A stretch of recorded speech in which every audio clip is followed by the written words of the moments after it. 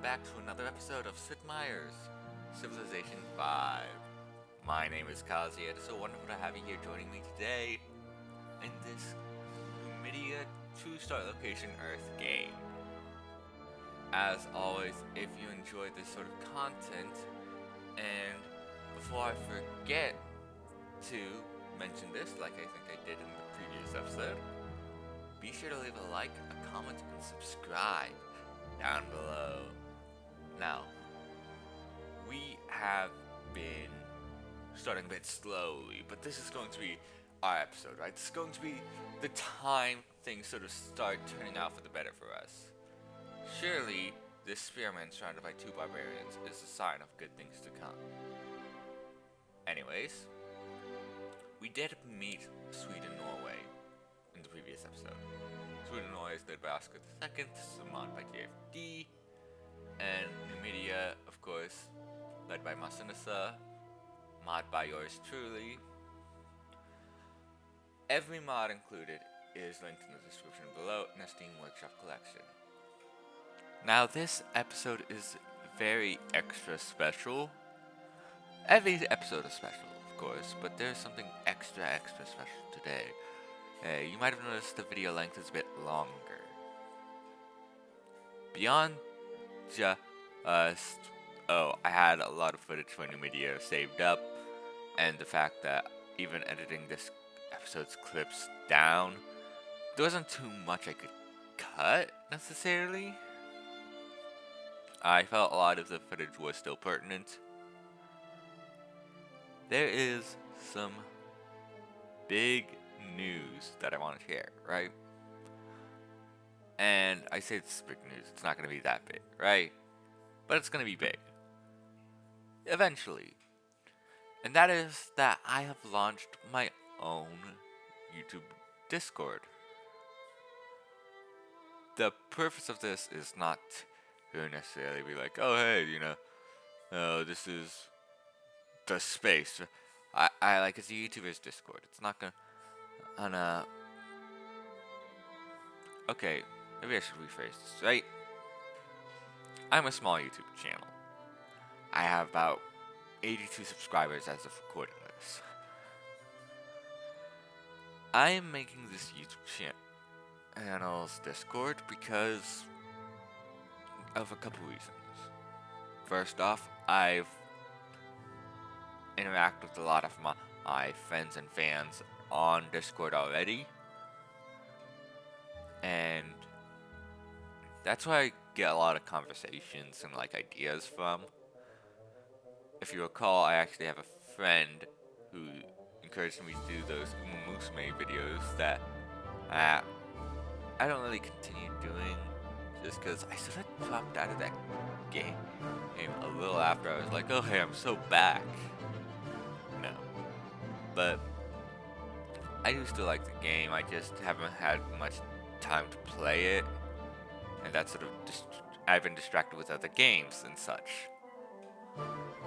Regardless, I am launching a Discord. It's gonna be fairly small at this point in time.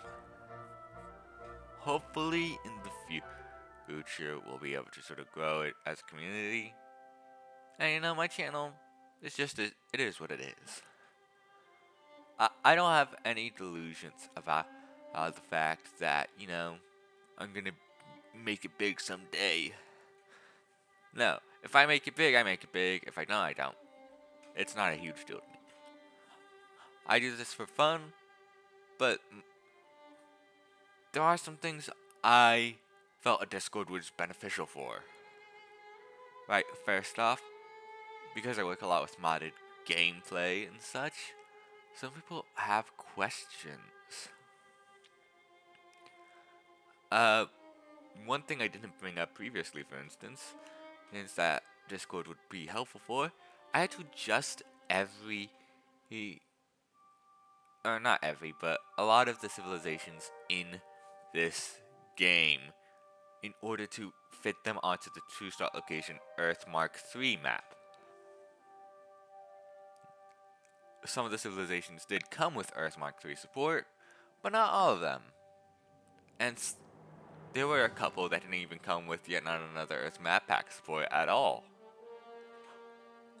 However, I've since adjusted these civilizations, but if you want to play this mod pack that I linked in the description below, you're probably going to want those coordinates.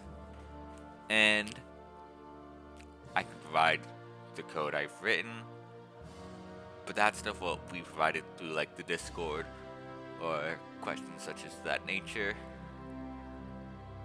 simply because it's just the best platform for me to spread that sort of information, right? I don't want to put download links on YouTube where you can't like verify the source or you're not exactly sure what you're getting out of it, right? Discord, you can at least preview the Lua and SQL files that I might share. I don't have any Lua files to share for this one, but you never know. I do apologize if I'm a bit slow on the commentary, by the way, today. I'm going to just give some personal insight, right? I suffer from a condition called narcolepsy. You might have heard of it. It's the one where you fall asleep.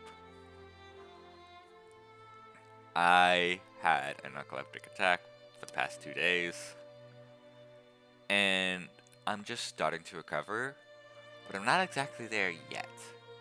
So I wanted to record this audio to make sure I had some prepared in case anything happens between today and when I upload. Also to make a stockpile because I want to record some Civilization 7 footage, so we can do a Civilization 7 series eventually. But yeah, there will be times where my schedule gets sort of sent out of wonk simply because of my condition. I'm just asking for a little bit of patience, and it won't typically be too long of a delay. Unless it's the Great Game. The Great Game delays quite a bit. Nah. The Great Game will continue soon. I had to get a new laptop, and so keep in mind, it won't affect the Great Game's recording. I actually have the Great Game on my desktop at home, but for video editing, I put it on my laptop, and that's how I get the whole like clip show put together. I had to transfer a lot of my video content creation to a new laptop because my old one is just not running as well as it used to. Which, it's very unfortunate. It was a great laptop, served me well. I got a better one now. But as I was saying, right, I do have a new Discord. If you want to join, a link to that will be in the description below. Beyond that, I don't have too much to advertise to you. I'm a small channel. It is what it is. I'm just trying to grow my community. For now, let's talk about the gameplay. So one thing I overlooked while we were sort of rambling on chatting about, we met Bunyoro, led by Chua, the second Capalega. This is a civilization I designed, and they are currently on the Steam Workshop. They are currently my most recent release. They start in Uganda. Beyond that, I will say Saiga is producing a library. One of my goals is to, of course, build a national college before turn. I think 150 is sort of where I'm aiming at, but I think I end up getting it around turn 160-ish. Not too far away, but like still a little late. Regardless, Saiga is going to be producing a library, and we just have Kirta producing another warrior because we lost our spearman earlier. Unfortunately, barbarians have been a bit of a pain in the arse lately. Happens to the best of us, you know? Even the Romans struggled with barbarians. Like the Numidians. I kid. The Numidians were actually allies of Rome. And even though they are quite literally barbarians, barbar, they are more closely associated with their allegiance to Rome. I think Rome only really takes them out later on because, well, they're Rome. They're imperialist bastards. But under Massinissa, they were allies of Rome. Though originally they were allies of Carthage under Massinissa. They only changed because I believe Rome returned a hostage they had taken from Numidia, which was actually, I think, Massinissa's nephew. Meanwhile, Massinissa's internal rival, Syphax, who ruled from Saiga actually until Massinissa kicked him out, Syphax ends up allying with Carthage after previously allying with Rome and running off with Massinissa's spouse, I guess you could say. I don't know. I very vaguely recall Sophonisba. But Sophonisba was a Carthaginian noblewoman who was supposed to be married to Massinissa, gets married to Syphax, and then Massinissa declares war on Carthage, takes back Sophonisba from Syphax, and then has to kill Sophonisba because he needed to show his allegiance to Rome. Back to the gameplay. There are some things I want to mention, right? We are going to be settling a lot along the coast, just generally, for the first couple of cities. There are some cities down south in the Sahara that I might want to settle if I can really get the bonuses to offset the penalties from number of cities. We'll have to see. You never know. The Rock of Gibraltar is over there to the west, south of Iberia. And if we're able to get that, which I might have already spoiled this, but I'm not going to say whether I get it or not. I'll leave you in suspense, you know? Because that's part of the fun of the journey. And I typically reveal, spoilers, but regardless, if you forgot, it's not my job to tell you. Actually, technically it is my job to tell you. I am the YouTuber. It is my job to speak. It's not actually my job. I don't do this professionally, but you never know. Life could take you many different places. I thought I would be done with college by now, and I am not. But hey. Life can hand you shit on a platter. I think I've said this before, actually. You know what? Scrap that. Michael VII of Byzantium, who we just happened to meet. They are a civilization by JFD. I think they're one of my favorite Byzantium civilizations. Also, I might have misread it as Michael VII or Michael VIII. I can't quite recall. And I'm going to be honest. I'm watching the footage on a smaller screen. It's very hard for me to read some of the text. Luckily, I recall most of what goes on. I cannot recall the detail of whether it was Michael VII or Michael VIII. Which is on me, Doesn't have to do anything with the game. It's pretty clearly in bold letters, whatever Michael, the version he is. I just don't recall. Now, one thing I will say, if you look very closely down south, you will see a black bit of border. That's a city-state. I've completely been missing this city-state for so long. We still have not met them at this point in time. But there is a city-state directly south of us that we've missed entirely. And remember how my luck was not doing great? Oh, yeah, I think, there we go. City-state borders. You can see they're dashed. Yeah, we now know where a city-state is. We were right next to them the entire time, and we failed to scout them because our scout went the wrong direction the entire time. Beautiful. Blessed. Mwah. Chef's kiss. What am I doing? I am having one hell of a day with distractions, right? And I think part of that is because I drink too much caffeine, right? I mentioned earlier, I think I have I know I have narcolepsy, but I think I mentioned that I have narcolepsy. And, to offset sort of that drowsiness and exhaustion that I usually have, I have to drink a lot of caffeine. So I can be a little hyperactive at times. And that leads to these moments where I sort of veer off track and ramble. You see it occasionally in the Great Game, you see it a lot here, because I don't really have to focus on what I am saying as much. I just sort of let the concept play for itself, and I describe sort of the key moments and aspects, right? We're researching sailing right now. I don't know why, I think it's mainly just because I wanted to get a tri-room so I could scout more. One thing I will say, oh yeah, I recall why I wanted sailing. I think it gets us another trade route, first off, but it also helps us to scout towards the Americas.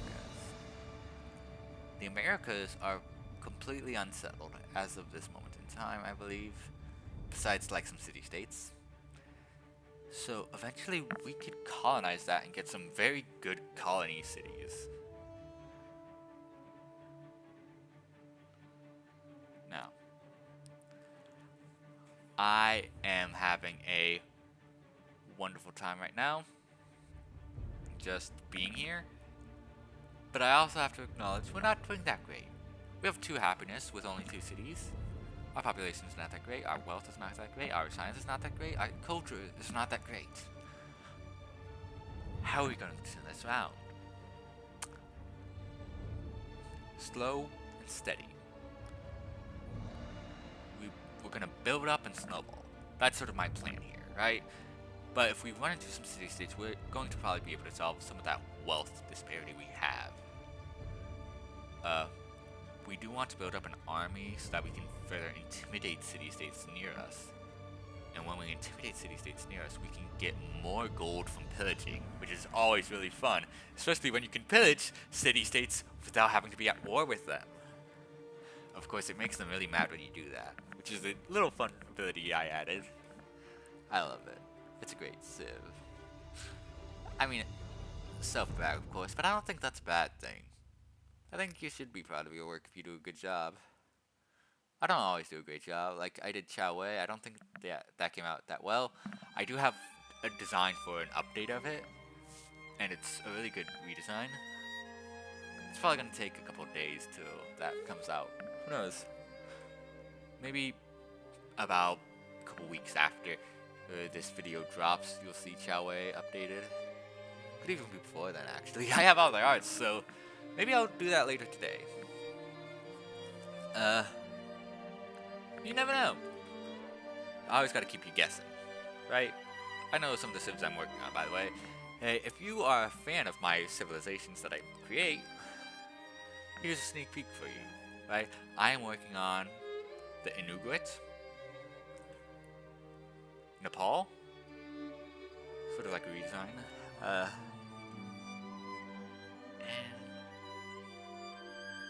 what else do I have on my mind? Well, besides Chow Wei, of course. Chow Wei is getting an update, and I know there was one more, and I just can't recall what the fuck it was.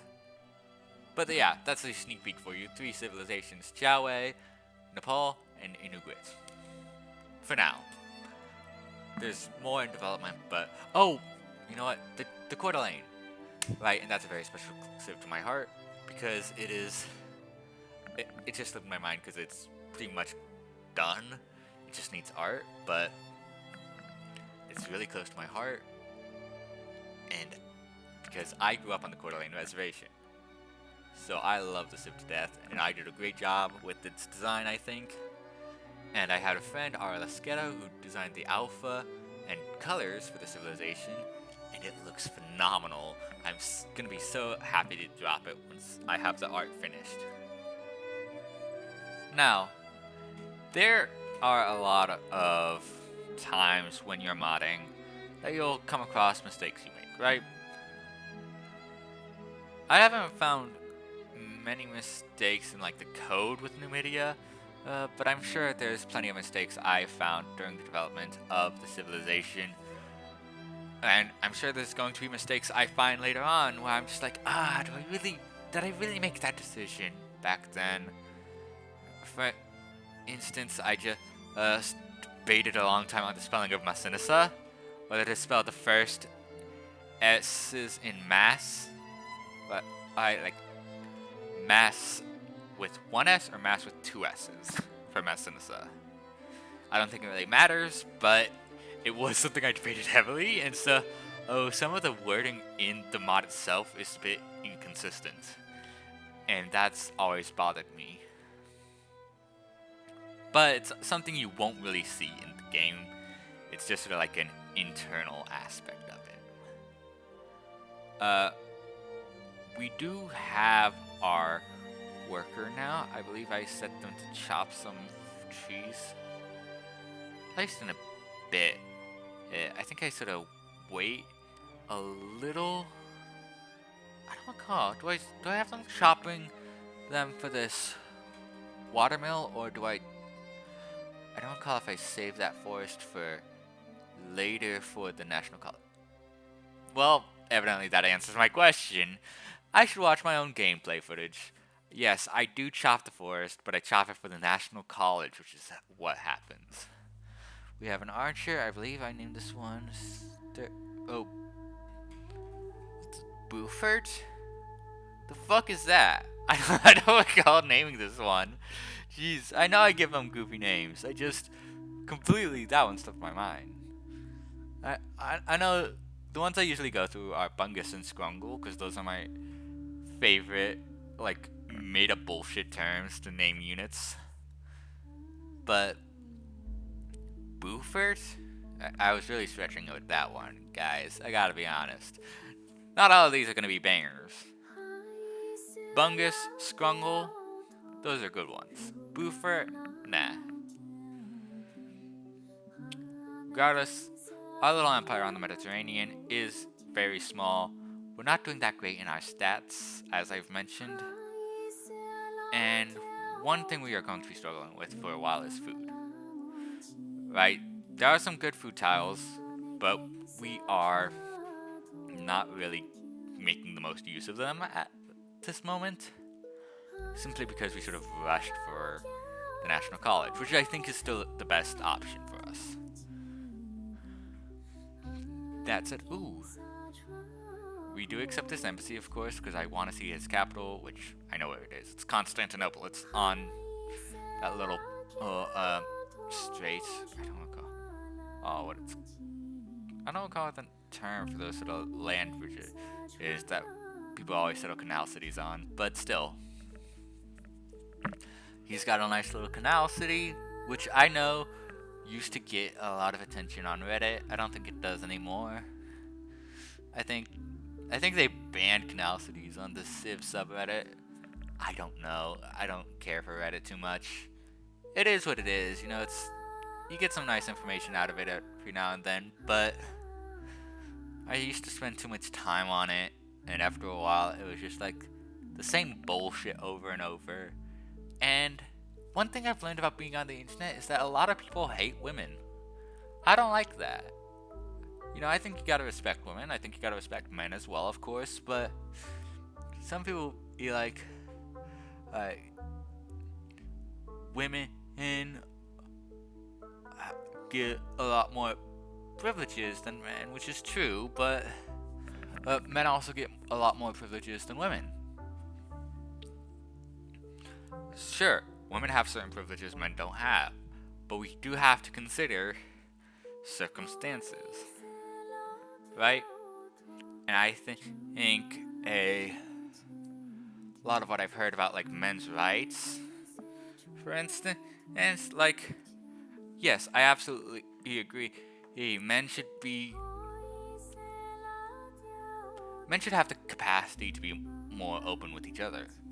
But a lot of the judgment I see is not from women about that. It's from other men, right? And the same thing goes for women. And like women will impose restrictions on other women, on how they can act, how they can dress, all that. And you especially see that on any subreddit talking about celebrities or celebrity gossip. They will say the most hypocritical shit. Like,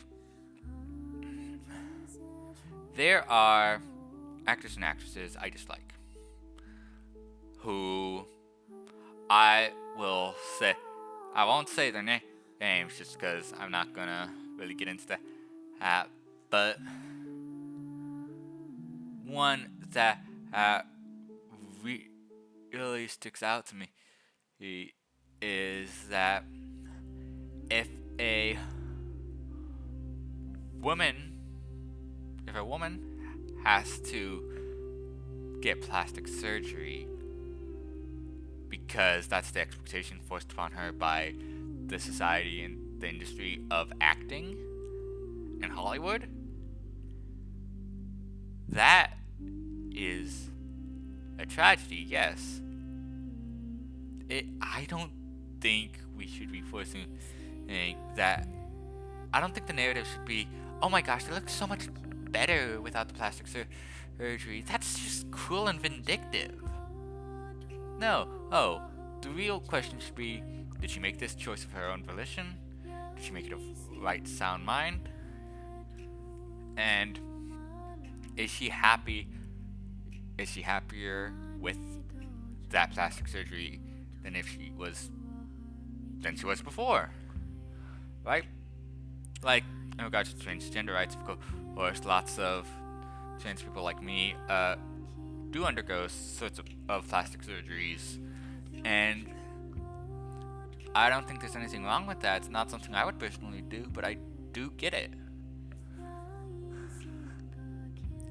And it's just this weird narrative where, right, the people who are most outspoken about how a person of one gender or sex should act mandates the behavior for their own gender or sex more than they mandate the behavior for another gender or sex. Well, that's not necessarily true, but there's a lot of men, for instance, who will be very controlling of women, and I hate that. I personally, I don't know how to say, like, I feel a lot of that has to do with relationships, which I've never been in a relationship for too long, and that's just, I saved there for a sec.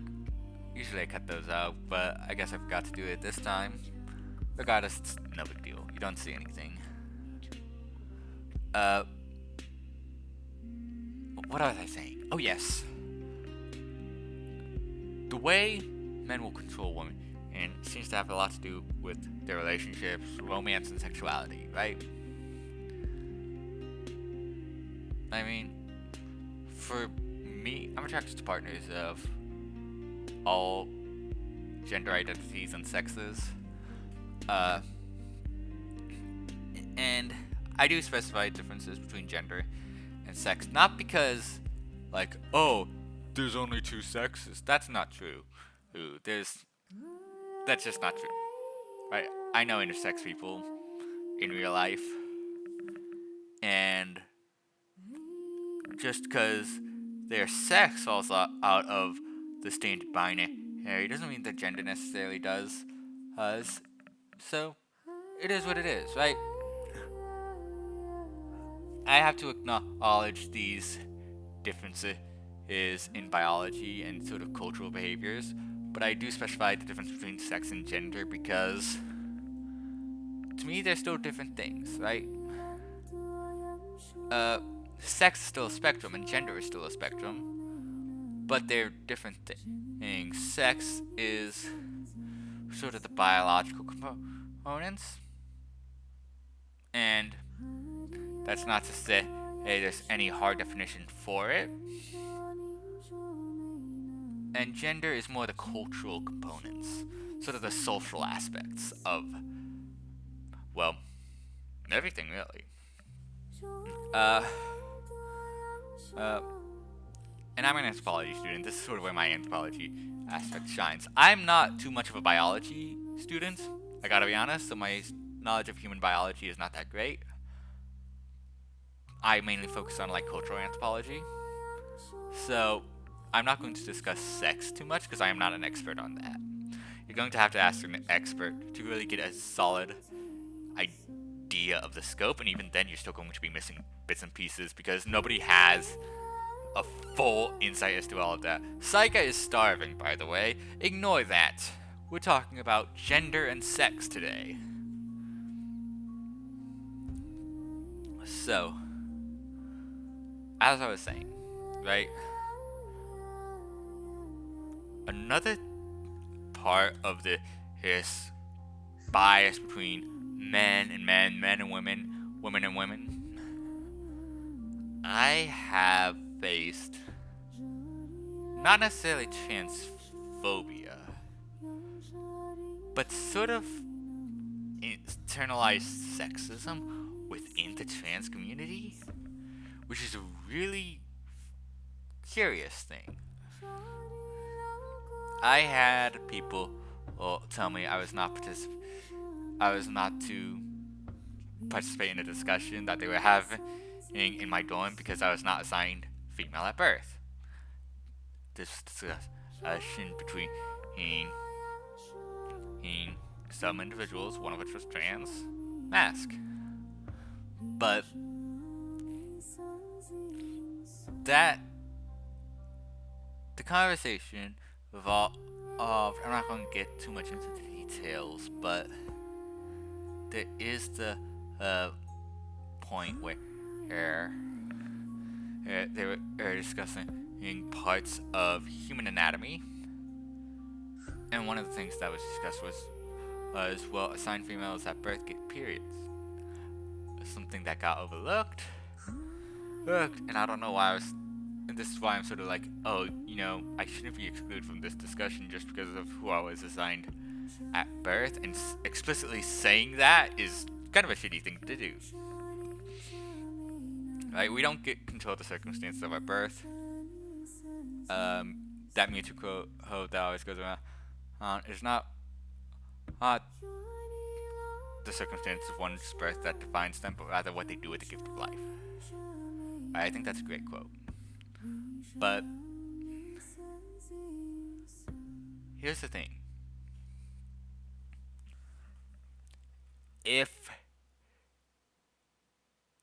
Even if I was a cis male wanting to participate in this discussion, and maybe I don't have the best expertise on this subject, of course.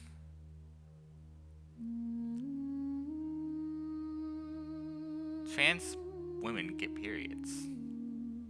It just differs. It's not the same. But that goes for everyone, right? Everyone has biological differences between them. It's such a stupid fucking thing that we will judge other people for biology when every single person is biologically different unless you're exact clones. Like, even identical twins will have some biological differences. Not necessarily in some cases, but you might find like, oh, one twin grew taller, or even if we're considering like maybe a twin decided to shave their head one day. Hey, who's to say? I don't know, that's getting into a lot of philosophical subject, and I only have 30 minutes left in this video. So, what did I want to say? We should treat each other with kindness and grace, regardless of gender, sex, etc. I don't think it really matters in the end. And, like, I call myself trans, but I feel like that's not even a fitting terminology. Because to me, it's just like, I am who I am. You know? I don't think there's anything wrong with that. This is not a subject which I have expertise in. I'm simply giving my personal perspective. And if you guys disagree or you have more you want to say, feel free to leave it in the comment section below. Oh, you know, I feel as a YouTuber, like, sure, I should make some funny jokes, haha, whatever. But I also really do want to teach and learn. With all that out of the way, my name is Kazia. Thank you so much for joining me. I had a wonderful time today. Just getting to sit down, play Civilization 5, though I didn't play it today, actually. I just recorded the audio today. But hey, when I did play, I had a lot of fun, actually. So, for what it's worth, thank you for giving me the opportunity to sort of rediscover an old hobby of mine. I haven't played Civ 5 in actually a while, ever since I started modding, because I always had to end games so I could continue modding. See ya.